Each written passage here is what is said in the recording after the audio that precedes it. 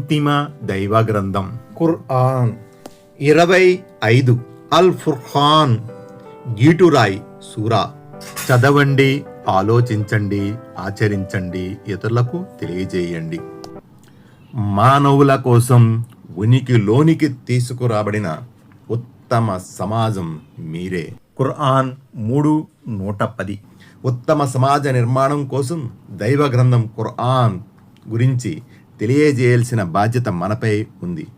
దీనిలో భాగం నా ఈ ప్రయత్నమైన ఛానల్ని సబ్స్క్రైబ్ చేసి మీరు భాగస్వాములు అవ్వండి. ఉత్తమ సమాజ నిర్మాణం మన లక్ష్యం. అఊజు బిల్లాహి మినష్ షైతానిర్ రజీమ్. బిస్మిల్లాహిర్ రహ్మానిర్ రహీమ్. అపార కరుణామయుడు, పరమ కృపాశీలుడు అయిన అల్లాహ్ పేరుతో. ఆయత్ నంబర్ 41. وَإِذَا رَأَوْكَ إِن يَتَّخِذُونَكَ إِلَّا هُزُوًا أَهَذَا الَّذِي بَعَثَ اللَّهُ رَسُولًا.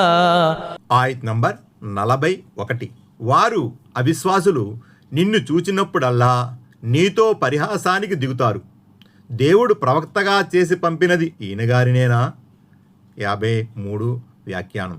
మీ ఆరాధ్య దైవాల గురించి ప్రస్తావించేది ఇతగాడేనా అని ప్రశ్నిస్తారని వేరొక చోట చెప్పబడింది. అంబియా 36. ఆనాడు వారు పూజించే దేవుళ్ళ గురించి ఏం చెప్పినా దాన్ని వారు దూషణగా, కించపరచడంగా భావించేవారు. నేటి మన ముస్లిం సమాజంలోని కొందరు ప్రబుద్ధులు ఆనాటి ముష్రికులకు ఎందులోనూ తీసిపోరు. సమాధులలో ఖననమై ఉన్న పెద్దలు ఈ లోకంపై అధికారం చలాయించలేరండి అని అంటే మన సమాధి పూజారులు ఏమాత్రమూ భరించలేరు. ఈ విధంగా చెప్పటం ఔలియా అల్లాను, దేవుని ప్రియతమ దాసులను కించపరచడం కిందకి వస్తుందని దబాయిస్తారు. ఆయత్ నంబర్ 42. إن كاد ليضلنا عن آلهتنا لولا أن صبرنا عليها وسوف يعلمون حين يرون العذاب من أضل سبيلا. ఆయత్ నంబర్ 42. మేము మా దేవుళ్ళపై గట్టిగా నిలబడి ఉండకపోతే ఇతడు మమ్మల్ని మా దేవుళ్ళ నుంచి తప్పించి ఉండేవాడే అని అంటారు. పూర్తిగా మార్గభ్రష్టతకు గురై ఉన్నదెవరో శిక్షలను చూసినప్పుడు వారికి స్పష్టంగా తెలిసి వస్తుంది. వ్యాఖ్యానం 54. అంటే తాము తమ పూర్వీకుల ఆచారాలను అనుసరిస్తూ తమ చిట్టిపొట్టి దేవతలతో దృఢ సంబంధం ఏర్పరచుకుని ఉండబట్టి సరిపోయింది. లేకుంటే ఈ ప్రవక్త సల్లల్లాహు అలైహి వసల్లం తమను పెడత్రోవ పట్టించడానికి శక్తివంచన లేకుండా ప్రయత్నించి ఉండేవాడు అని అవిశ్వాసులు అనేవారు. ఆనాటి ముష్రికులలో షిర్క్, బహుదైవారాధన ఎలా జీర్ణించుకుపోయిందో చెప్పటానికి దేవుడు ఇచ్చిన ఈ ఉదాహరణ ఒక మచ్చు తొనక. వ్యాఖ్యానం 55. ఈనాడు ఈ లోకంలో ఈ ముష్రికుల దైవేతర దాసుల కంటికి ఏకదైవారాధకులు మార్గవిహీనులుగా కనిపిస్తున్నారు. కానీ పరలోకంలో దేవుని దర్బారులో అందరూ సమావేశమైనప్పుడు తమ షిర్కు మూలంగా వారు దేవుని శిక్షకు గురైనప్పుడు వారికి తెలిసి వస్తుంది మార్గవిహీనులు ఎవరో, రుజుమార్గంపై ఉన్నవారు ఎవరో. ఆయత్ నంబర్ 43. أرأيت من اتخذ إلهه هواه أفأنت تكون عليه وكيلا. ఆయత్ నంబర్ 43. ఓ ప్రవక్త, తన మనోవాంఛలను తన ఆరాధ్య దైవంగా చేసుకున్న వానిని నువ్వు చూసావా? నువ్వు అలాంటి వ్యక్తిని రుజుమార్గానికి తెచ్చే బాధ్యత తీసుకోగలవా? వ్యాఖ్యానం 56. అంటే అతడు తనకు నచ్చిన, తన మనసు మెచ్చిన దానిని తన మతంగా, జీవన ధర్మంగా చేసుకున్నాడు. అలాంటి మనోవంచల దాసుని నువ్వు దారికి తేగలవా? దేవుని పట్టు నుండి అతన్ని విడిపించగలవా? ఈ విషయమే మరో చోట ఈ విధంగా చెప్పబడింది. ఏ వ్యక్తికి తన దురాచరణ అందంగా కనిపించేలా చేయబడగా దాన్ని అతను మంచిదిగా భావిస్తాడో అతని అపమార్గము నుంచి ఇంకా చెప్పేదే ఉంటుంది. అల్లా తాను కోరిన వారిని అపమార్గం పట్టిస్తాడు. తాను కోరిన వారికి సన్మార్గం ప్రసాదిస్తాడు. కాబట్టి ఓ ప్రవక్త, నువ్వు వారిపై బాధపడకు. ఫాతిర్ 8. ఈ ఆయతుకు వ్యాఖ్యానంగా హజరత్ ఇబ్నే అబ్బాస్ రజియల్లాహు ఇలా అంటున్నారు: అజ్ఞాన కాలంలో మానవుడు ఒక సమయం వరకు తెల్ల రాయిని పూజించేవాడు. దానికంటే మంచి రాయి కనిపించిన తరువాత మొదటి రాయిని వదిలేసి రెండో రాయిని పూజించసాగేవాడు. ఇబ్నే కసీర్. దీని భావం ఏమిటంటే, ప్రజలు ఈ రకంగా తమ బుద్ధి జ్ఞానాలను ఉపయోగించకుండా కేవలం తమ మనోవాంఛలను అనుసరించేవారు, మనసునే దైవంగా చేసుకునేవారు. అటువంటప్పుడు ఓ ప్రవక్త, నువ్వు ఇలాంటి జనులను సన్మార్గానికి తేగలవా అని దేవుడు ప్రశ్నిస్తున్నాడు. తేలేవు అన్నది దీని భావం. ఆయత్ నంబర్ 44. أم تحسب أن أكثرهم يسمعون أو يعقلون إن هم إلا كالأنعام بل هم أضل سبيلا. ఆయత్ నంబర్ 44 ఏమిటి? వారిలో అత్యధిక మంది వింటారని, అర్థం చేసుకుంటారని నువ్వు ఇప్పటికీ అనుకుంటున్నావా? వారి వట్టి పశువుల్లాంటివారు, పైగా వాటికన్నా ఎక్కువ దారి తప్పారు. వ్యాఖ్యానం 57. తాము ఏ ఉద్దేశం కోసం పుట్టించబడ్డాయో పశువులకు తెలుసు, కానీ మానవుడు అతను కేవలం దైవారాధన కోసమే పుట్టించబడినప్పటికీ, ఆ విషయాన్ని దైవ ప్రవక్తలు పదే పదే జ్ఞాపకం చేసినప్పటికీ అతను వారి ఉపదేశాన్ని పెడచెవిన పెట్టి షిర్కు బహుదైవారాధనకు ఒడిగడతాడు. అల్లాను కాదని వాడన తలను వంచుతాడు.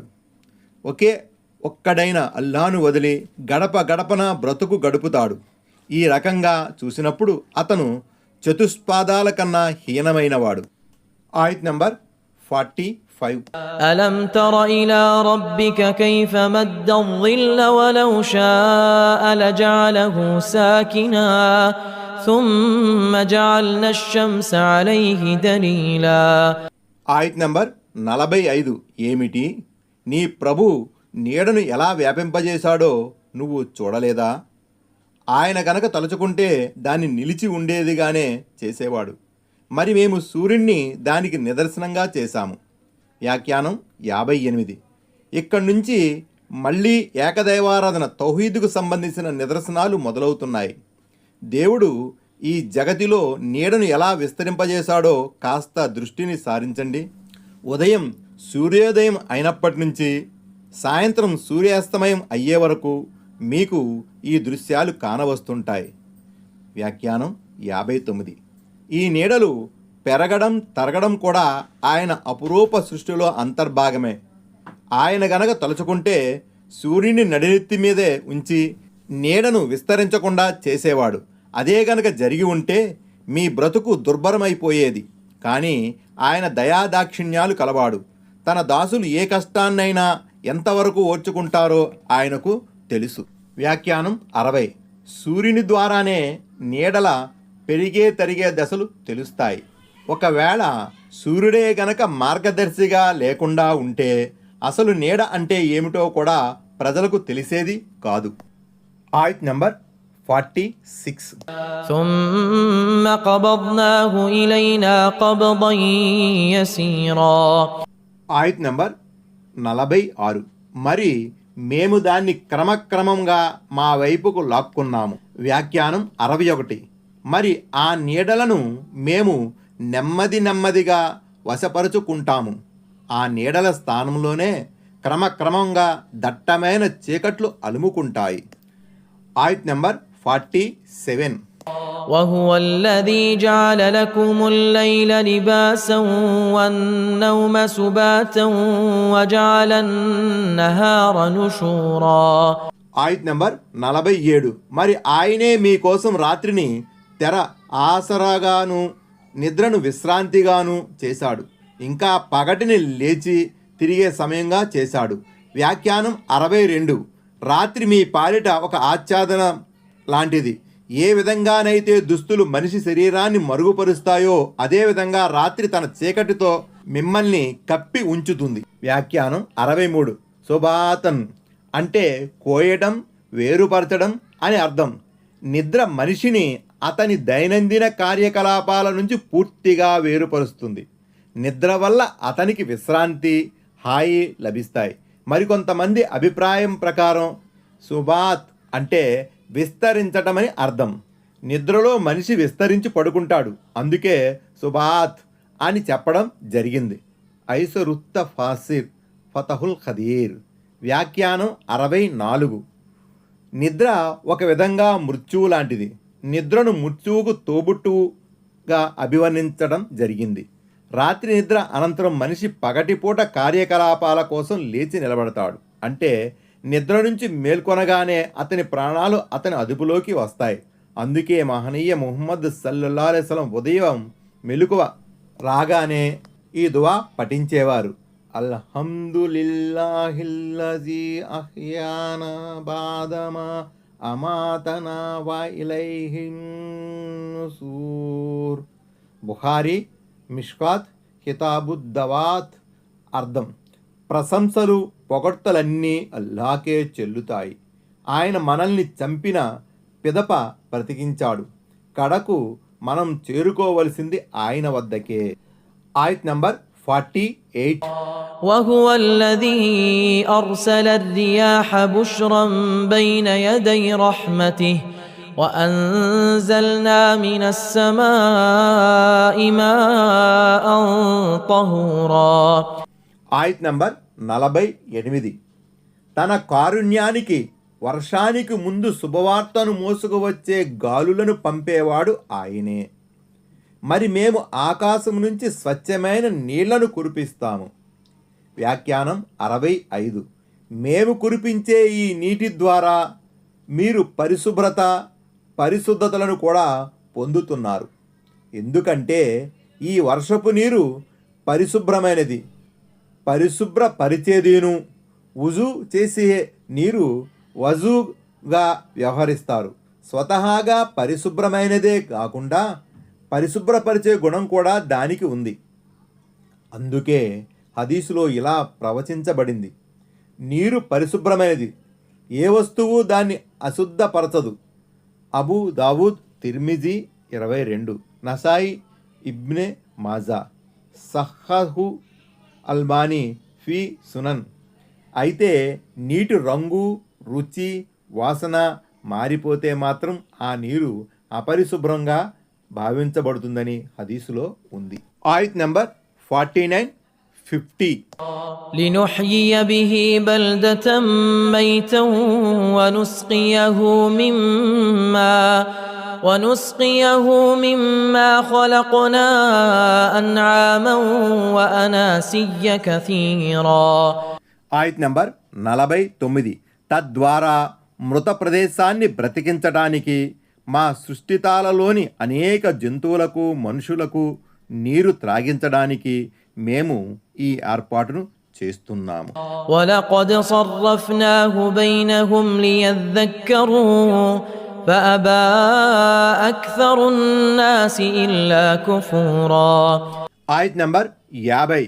వారు గుణపాఠం నేర్చుకునేందుకు మేము దీనిని వారి మధ్య పలు విధాలుగా విశదీకరించాము. అయినప్పటికీ మానవులలో చాలామంది అవిశ్వాసం, కృతజ్ఞతలు తప్ప మరొక వైఖరిని అవలంబించడానికి తిరస్కరిస్తున్నారు. వ్యాఖ్యానం 66. వర్షాన్ని మేము సముచిత రీతిలో విభజించి కురిపిస్తూ ఉంటాం. అంటే వేరువేరు సమయాలలో వేరువేరు ప్రాంతాలలో వర్షం కురిపిస్తాం. అయితే కొన్నిసార్లు కొన్ని ప్రదేశాల్లో అధిక వర్షపాతం నమోదవుతుంది, మరికొన్ని ప్రదేశాలలో అల్ప వర్షపాతం నమోదవుతుంది. ఒక ఏడాది ఎక్కువ వర్షం పడిన ప్రాంతాలలో మరో ఏడాది తక్కువ వర్షపాతం నమోదవుతుంది. ఈ జలాల పంపిణీలో కూడా దేవుని యుక్తి దాగి ఉంది. వ్యాఖ్యానం 67. మానవుడు కృతజ్ఞుడు, చేసిన మేలును తొందరగా మరిచిపోతాడు. బహుకొద్ది మంది మాత్రమే కృతజ్ఞతాపూర్వకంగా మసులుకుంటారు. దేవుని ప్రణాళికను అనుసరించి కురిసే ఈ వర్షాన్ని నక్షత్ర పరిభ్రమణ పర్యవసానంగా భావించడం కూడా మనిషి కృతజ్ఞతకు ఒక నిదర్శనం అని చెప్పబడింది. అజ్ఞాన కాలంలో జనులు ఈ విధంగా చెప్పేవారు. Thanks for watching. Don't forget to like, comment and share. Please subscribe.